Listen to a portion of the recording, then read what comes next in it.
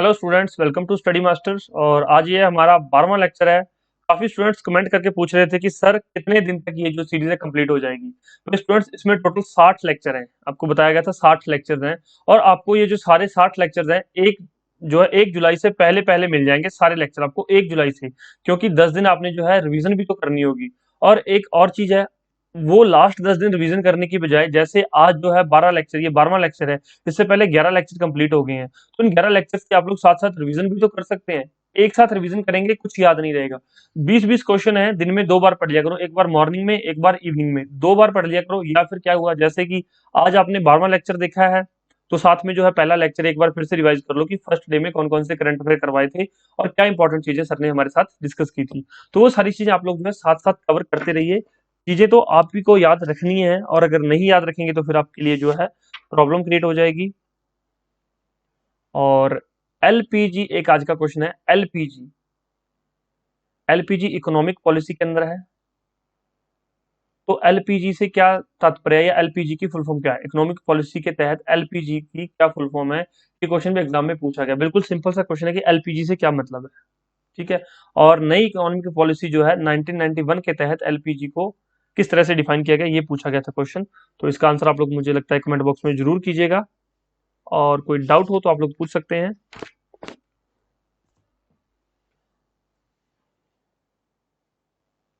चलिए शुरू करते हैं आज का first question. John Lee Ka Chiu elected as which countries next chief executive.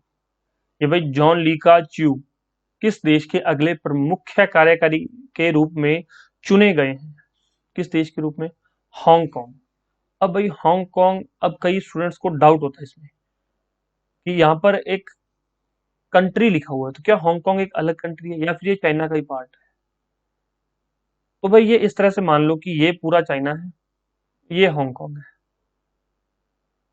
तो चाइना के अंडर तो है ये हांगकांग, लेकिन इनकी एडमिनिस्ट्रेटिव अलग है, ये इनका कोर्ट अलग है। बहुत सारी पावर्स है इनके पास है, जो ये अपनी इंडिपेंडेंट पावर्स का यूज करते हैं। और बहुत सारी कुछ चीजें, जैसे कि इंटरनेशनल रिलेशंस हांगकांग का जो है वो चाइना के पास है, और कई चीजें चाइना के पास है। लेकिन इनका जो एग्जीक्यूटिव है, जो इनका चीफ होता है, वो हांगकांग का अलग से है। तो चाइना का पार्ट है भी और नहीं भी, तो ये क्वेश्चन कभी पूछा नहीं जाता है। वैसे मेंस के अंदर ये क्वेश्चन आ जाता है कि मेंस में फिर किस तरह से टैकल करना है, वो मैं आपको मेंस के लेक्चर्स में बताऊंगा। क्योंकि इसके बाद जो है, अगर ये प्री का आप लोग बहुत अच्छा रिस्पॉन्स करेंगे और प्री में बहुत सारे अच्छे स्टूडेंट्स को फायदा होगा, तो मेंस के अंदर भी फिर इस तरह से क्वेश्चन आपके साथ डिस्कस किए जाएंगे कि ये न्यूज में है, इसका क्या आंसर हो सकता है, इसको किस तरह से आप लोग लिख सकते हैं। तो वो फिर मेंस की आपको अच्छे से तैयारी करवाई जाएगी। ठीक है। चीजें तो आपको समझ आने लगी होंगी कि किस लेवल तक हम आपको पढ़ाएंगे और कैसे आपको चीजें समझ आएंगी। World's largest glass bottom bridge has opened in which country. विश्व का सबसे बड़ा ग्लास बॉटम ब्रिज किस देश में खोला गया है? भाई कहां पर खोला गया है ये? वियतनाम के अंदर। वियतनाम की कैपिटल क्या है? हनोई। याद रहेगा। जापान, चाइना और यूएसए की कैपिटल आप लोग नीचे कमेंट करेंगे, क्योंकि कई बार क्वेश्चन मैच द फॉलोइंग में बन जाता है। और उसमें क्या होता है, एक साइड आपको कंट्रीज के नाम, दूसरी साइड कैपिटल के नाम दिए होते हैं, और साथ साथ जो चीजें न्यूज में रहती हैं उनको पढ़ लिया करो। वैसे जो अभी 216 कंट्रीज हैं, जो मेन मेन मेजर कंट्रीज है, 216 कंट्रीज, सभी के नहीं तो आप लोग कैपिटल याद कर सकते हो, ना ही जरूरत है, और ना ही उनकी करेंसी याद हो सकती है। तो जो करंट कंट्री न्यूज में रहती है, जो यहाँ करंट अफेयर में होती है, कम से कम उसकी कैपिटल तो पता होनी चाहिए। बस इतना कर लिया करो, आपका एग्जाम जरूर क्लियर हो जाएगा, इस बात की श्योरिटी है। Which is the first Asian country to join NATO cyber defence group. भाई इनमें से नीचे दिए गए कंट्रीज में फर्स्ट एशियन कंट्री कौन सी है जिसने नाटो का साइबर डिफेंस ग्रुप ज्वाइन किया? South Korea. साउथ कोरिया की कैपिटल क्या है? सियोल। साउथ कोरिया याद रखना नाम, इसने नाटो साइबर डिफेंस ग्रुप को ज्वाइन करने के बाद ये फर्स्ट एशियन कंट्री है। ठीक है। बांग्लादेश की कैपिटल क्या है? ढाका। श्रीलंका की क्या है? जयवर्धनपुर कोटा। इंडिया की कैपिटल क्या है? भाई मुझे तो पता नहीं, आप लोगों को पता है तो कमेंट करके बता दो। Who has been named as sports women of the year. Sportsman sorry sports women of the year किसको किसको चुना गया है sports women of the year? आपको पता है कि हम लोग विमेन एम्पावरमेंट की बहुत बात कर रहे हैं, तो इस तरह के क्वेश्चन विमेन एम्पावरमेंट से संबंधित आ जाते हैं और ऐसे नाम याद रखने भी आपके लिए जरूरी है। क्या नाम है इनका? एलेन थॉम्पसन हेरा, इनको sports women of the year चुना गया। नेक्स्ट क्वेश्चन देखो, who has been appointed as the chairperson of NASSCOM for 2022 and 23। भाई नेस्कॉम मैंने आपको जो है पिछले लेक्चर्स में बहुत अच्छे से सारी चीजें इलेबोरेट करके बताई थी। तो अगर आप लोग ये सीरीज देख रहे हैं तो आपको बेनिफिट तभी मिलेगा जब आप लोग फर्स्ट लेक्चर से स्टार्ट करेंगे। डिस्क्रिप्शन बॉक्स में लिंक दिया हुआ है, वहां पर करंट अफेयर के नाम से सारे लेक्चर आपको सीधे सीधे एक डे 1 डे 2 डे 3 सारी चीजें अच्छे से दी गई हैं, तो जाकर देख लो। ठीक है, नेस्कॉम का किसको जो है अपॉइंट किया गया, चेयरमैन अध्यक्ष के रूप में नियुक्ति की गई है, Krishna Ramanujan. Which city is hosting the global Patidar business summit 2022? तो ग्लोबल पाटीदार बिजनेस समिट 2022 की मेजबानी कौन सा शहर कर रहा है? तो भाई सूरत कर रहा है। किस राज्य में है ये सूरत? सभी को पता होगा। द वर्ल्ड बाइपोलर डे, विश्व द्विध्रुवीय दिवस किस तारीख को मनाया जाता है? मार्च 30 को जो है विश्व द्विध्रुवीय दिवस मनाया जाता है। नेक्स्ट क्वेश्चन देखो, when will the supreme court of India start fully physical hearing? तो भारत के सर्वोच्च न्यायालय ने पूरी तरह से फिजिकल हियरिंग, क्योंकि कोरोना के टाइम पे काफी टाइम से जो है वर्चुअल हियरिंग हो रही थी, वीडियो कॉन्फ्रेंसिंग के थ्रू हियरिंग हो रही थी, लेकिन अब जो है फिर से जो है सुप्रीम कोर्ट ने हियरिंग जो है स्टार्ट कर दी है, पूरी तरह से शारीरिक सुनवाई शुरू कर दी है। तो ये कब से स्टार्ट हुई है? तो ये 4 अप्रैल से स्टार्ट हुई है। ऐसा क्वेश्चन बनता नहीं है, पर फिर भी अगर एग्जामिनर आपसे पूछ ले फिर, क्योंकि देश के सर्वोच्च न्यायालय का मामला है। The dearness allowance for central government employees has been hiked by how much %? केंद्र सरकार के कर्मचारियों के लिए महंगाई भत्ते में कितने प्रतिशत की बढ़ोतरी की गई है? इंपॉर्टेंट क्वेश्चन है, 3%। ऐसे क्वेश्चन एग्जाम में पूछ लिए जाते हैं क्योंकि ये चीजें काफी हाईलाइट होती हैं। इकोनॉमी में भी इनका बहुत बड़ा रोल रहता है, क्योंकि अब 3% उनको हाइक मिली है, 3%, तो उतना क्या इकोनॉमी में पैसा और आएगा। अगर पैसा आएगा क्या होगा? डिमांड जनरेट होगी। ये जो जितने भी ये सरकारी कर्मचारी हैं ये डिमांड जनरेट करेंगे, उससे क्या होगा? सप्लाई बढ़ेगी, प्राइवेट सेक्टर के पास भी क्या होगा? पैसा जाएगा। अगर ऐसा कोई भी अलाउंस बढ़ाया जाता है सेंट्रल गवर्नमेंट के द्वारा, तो पैसे कहाँ आते हैं? घूम फिर के इकोनॉमी के अंदर ही पैसा आता है। जब इकोनॉमी में पैसा आता है तो इकोनॉमी अपग्रेड करती है और उससे देश को ही फायदा होता है। विच union ministry has launch the भाषा सर्टिफिकेट सेल्फी कैंपेन? तो किस केंद्रीय मंत्रालय ने भाषा प्रमाण पत्र सेल्फी अभियान शुरू किया है? राइट आंसर क्या है? Ministry of education. इन्होंने क्या शुरू किया? भाषा प्रमाण पत्र सेल्फी अभियान। नेक्स्ट क्वेश्चन देखो, the MSME is setting up MSME technology. बिल्कुल अच्छे से आपको बताया था मैंने। एमएसएमई की शुरुआत कब हुई थी? क्या फुल फॉर्म है? क्यों शुरुआत हुई थी? क्या इसका बेनिफिट है हमारी इकोनॉमी के अंदर? तो पिछले लेक्चर्स में सारा कवर हुआ है। अगर मैं बार बार सेम चीजें बताता रहूंगा तो जो स्टूडेंट्स डेली फॉलो कर रहा है वो बोर हो जाएगा कि सर आप बार बार एक ही चीज बता रहे हो, ये मैंने पीछे पढ़ के आया हूँ, मैं याद कर रखा है मैंने। तो आप नए स्टूडेंट हैं तो आप पिछले लेक्चर्स देख सकते हैं, उससे आपको जो है पूरी एक सीरीज बन जाएगी। तभी तो इसको एक श्रृंखला बोलते हैं, सीरीज। आप लोग कभी कोई अच्छी बुक पढ़े ना तो उसमें क्या लिखा होता है बुक में कि पिछले चैप्टर में आप पढ़ के आए हैं, जो आप पढ़ के आए हैं वो उस चैप्टर में नहीं लिखा होता, उसमें उसके आगे की जानकारी होती है। अगर वो पुरानी जानकारी फिर से रिपीट कर करके लिखी जाएगा तो वही बुक जो अभी 400 पेजेस की होगी वही बुक आपको क्या मिलेगी? 900 पेज की मिल जाएगी। तो उसका फायदा क्या होगा? कोई फायदा नहीं होगा। इसी तरह से ये करंट अफेयर आपको जो है ये चीजें आपको पहले मैं करवा चुका हूँ, तो ये आप याद करना आपकी जिम्मेवारी है, याद रखना आपकी जिम्मेवारी है। तो आप याद रखो इन चीजों को। अब मैं आगे और बताऊंगा और इन्फॉर्मेशन दूंगा जो आपको एग्जाम के लिए वो भी काम आएगी। The MSME is setting up MSME Technology Center in Sindhudurg to make it a hub of industrial sector in the region. In which state is Sindhudurg located? ये क्वेश्चन फिर से रिपीट हुआ है। तो कहां पर है सिंधुदुर्ग? मैंने आपको बताया था कहां पर है, महाराष्ट्र के अंदर। Hemanand Biswal, Hemanand Biswal who has passed away, जिनका अभी निधन हो गया है, was the former chief minister of, तो किस राज्य के ये पूर्व मुख्यमंत्री थे? ऐसा क्वेश्चन एग्जाम में पूछ लिया जाता है। किसके थे? ओडिशा के।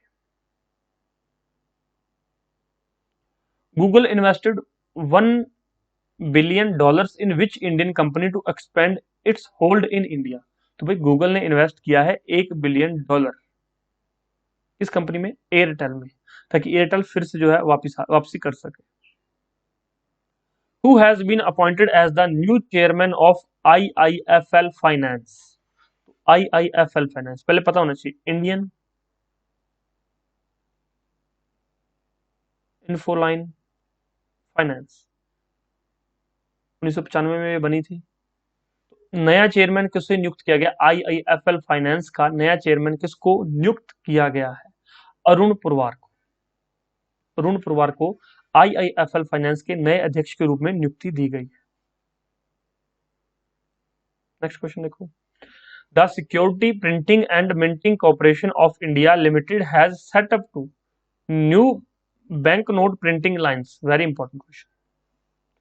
Where are these two located? Security printing and minting corporation of India limited के द्वारा दो नई बैंक नोट प्रिंटिंग लाइनें स्थापित की गई हैं। ये दोनों कहां पर हैं? ये दोनों कहां पर है? नासिक एंड देवास में। नासिक कहां है? महाराष्ट्र में। देवास कहां है? मध्य प्रदेश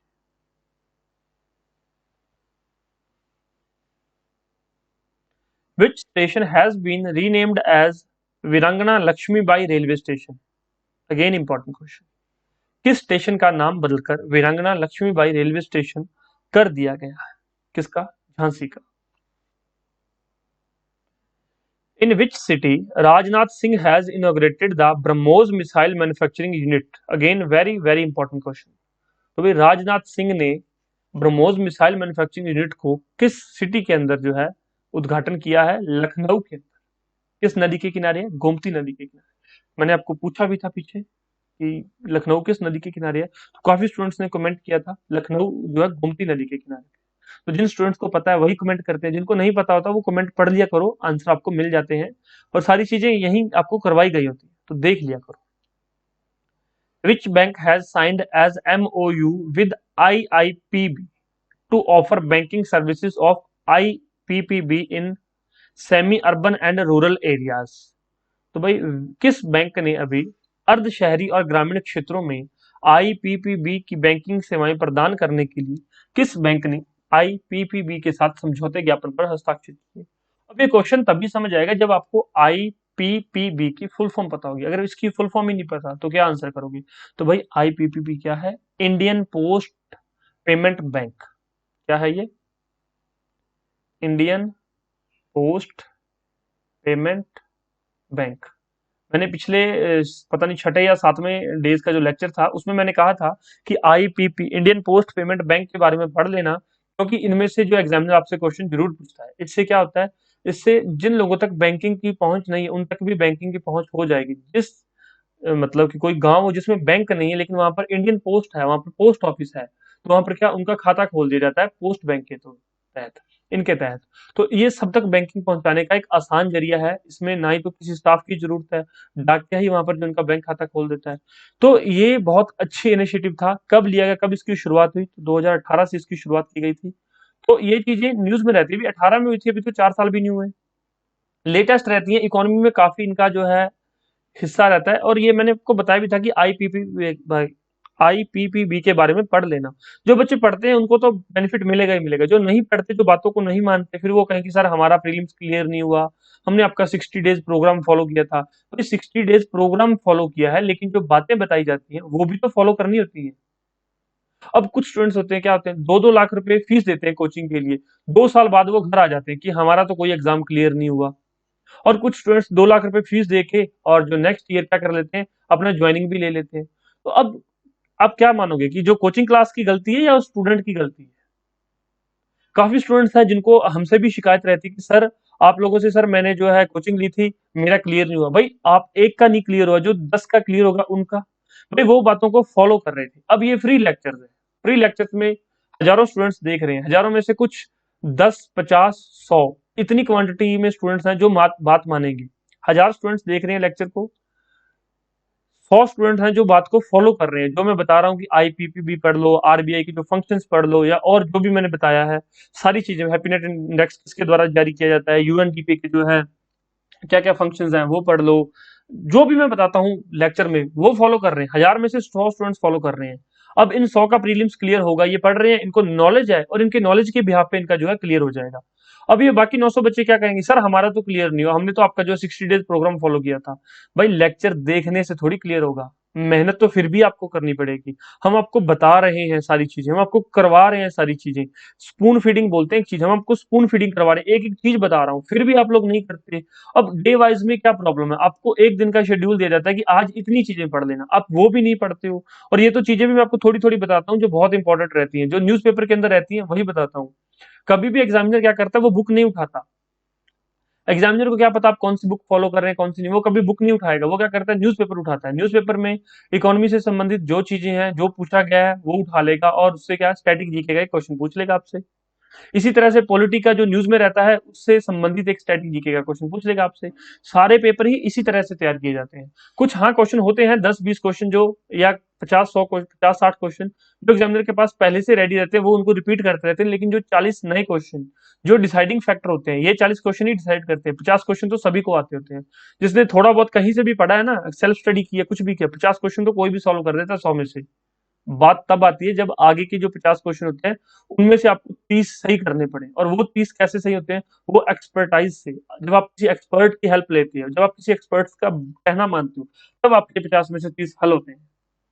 तो चीजें आप खुद फॉलो नहीं करते, हैबिट्स आप खुद की गंदी हैं, और फिर ब्लेम आप दूसरों पे लगाते हैं। तो आईपीपीबी के बारे में समझ आ गया कि इंडियन पोस्ट पेमेंट बैंक, जिसकी शुरुआत 2018 के अंदर हुई, और इसके साथ अभी एचडीएफसी बैंक ने समझौता किया है, समझौते ज्ञापन पर हस्ताक्षर किए। इससे क्या है, बैंकिंग सेवाएं जो है प्रदान करेगा। एचडीएफसी बैंक जो है इंडियन पोस्ट पेमेंट बैंक के थ्रू भी खाते खुलवाएगा। समझ आया आपको। एचडीएफसी की स्थापना कब हुई, 1994 में। ये भी एक दो पेपर्स में पूछा गया है, क्योंकि काफी बड़े लेवल का बैंक है ये। Housing development finance corporation, HDFC की फुल फॉर्म भी पूछी गई थी एक पेपर में, housing development finance corporation. Who one the inaugural Miami grand prix 2022? 2022 में मियामी ग्रांड प्रिक्स किसने जीता था? राइट आंसर देख लीजिए, मैक्स वेस्टेपन। नेक्स्ट क्वेश्चन देखो, the first of its kind EV charging station powered by biogas was inaugurated in which city? Important है ये। Biogas द्वारा संचालित अपनी तरह का ईवी चार्जिंग स्टेशन, अब भाई है तो इलेक्ट्रिक व्हीकल्स को चार्ज करने के लिए, लेकिन इसको जो पावर है कहां से मिल रही है, इलेक्ट्रिसिटी कहां से प्रोड्यूस हो रही है, बायोगैस से। इसलिए ये पहली तरह का ये, और किस देश, कहां पर किया गया, किस शहर में, मुंबई के अंदर। ठीक है, याद रहेगा आपको सारी चीजें। और ये हमारे आज के क्वेश्चंस खत्म हो गए हैं। किसी को क्वेश्चन बैंक चाहिए हो प्रैक्टिस करने के लिए तो वो ले सकता है। इसके अलावा टेस्ट सीरीज और एचसीएस प्रीलिम्स के लिए टेस्ट सीरीज है, शॉर्ट नोट्स अवेलेबल हैं, स्टडी मटेरियल कुछ भी चाहिए हो व्हाट्सएप पे आप लोग मैसेज कर सकते हैं, जिससे आपको अवश्य बेनिफिट जरूर मिलेगा। और फ्री क्लासेस तो आपके लिए चल ही रही हैं, कोई डाउट हो तो पूछ लीजिए। Thank you so much, take care, bye bye, God bless you all, आपका दिन शुभ रहे, धन्यवाद।